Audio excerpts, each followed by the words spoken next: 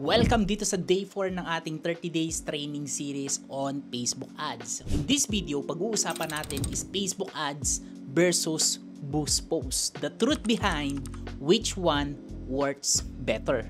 Most business owners waste thousands of pesos sa pag-boost posts, thinking na ito yung totoong Facebook ads. But the truth is, hindi ito yung real Facebook advertising kung talagang seryoso ka na gamitin ang Facebook ads. Natanong mo ba sa sarili mo na nakailang boost post ka na pero wala namang nangyayari? Paulit-ulit ka nagbo-boost post pero wala pa ring benta. And don't worry, hindi ka nag-iisa. Maraming nakaka-experience nito sa pagraran ng Facebook ads. So in this video, I'll show you the truth behind Facebook ads versus boost post at kung alin ang mas effective para sa negosyo mo. So pag-usapan natin yung point number 1, control. Okay? Pagdating sa control sa Facebook advertising, boost post is limited. Kapag nag-boost post ka, konti lang ang settings na pwede mong ma-adjust. Kumbaga basic targeting, basic placement at basic budget lang din.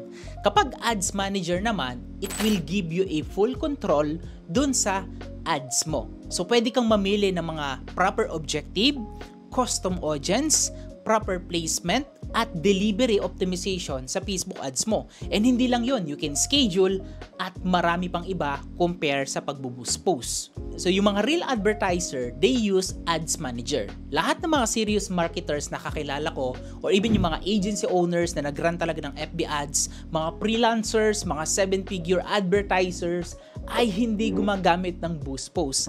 Hindi ko na maalala kung kailan ako huling gumamit ng boost post, but over the last 10 years, no, dati boost post din yung ginagamit ko. Matagal-tagal na yon, pero pinaka-best talaga na nag-work sa akin is yung paggamit ng FB ads. Kasi yun, sabi ko nga kanina, meron kang 100% control dun sa mga proper setup ng Facebook ads. So, ano yung takeaway dito? If you want a real control over your ad performance, stop boosting posts. Start learning Ads Manager. Aralin mo and subukan mo yung Ads Manager. So, main point number 2, objective and strategy. Pag-usapan natin yung boosting. Boosting is awareness lang. Awareness and engagement, of course, pwede kang makakuha ng mga engagement dun sa boosting mo. Ang objective ng boost post ay kadalasan engagement. Ito yung mayroong magla-likes, mag-shares, mag-engage dun sa comment mo, pero not guarantee yung benta. If you tried boost post, yung specific campaign para sa sales mo, let's say meron kang website or a funnel, i-boost mo yan, expect na hindi ganun kaganda yung magiging results or performance ng boost post mo. Ngayon, if you try to run ads using the proper objective, using Ads Manager, yung website or funnel, na mas mataas yung guarantee na magkakaroon niya ng magandang resulta. So pag-usapan naman natin Ads Manager. Ads Manager is strategy-based. Pwede mong piliin kung ano yung gusto mo. Pwedeng mapa-leads, mapa-send message, no? Yung mga engagement campaign, mapa-convert yung mga taong pupunta dun sa ads mo, or pwede rin namang gusto mo makakuha ng mga video views and etc. So ang advice ko is you need to match objective sa business goal mo.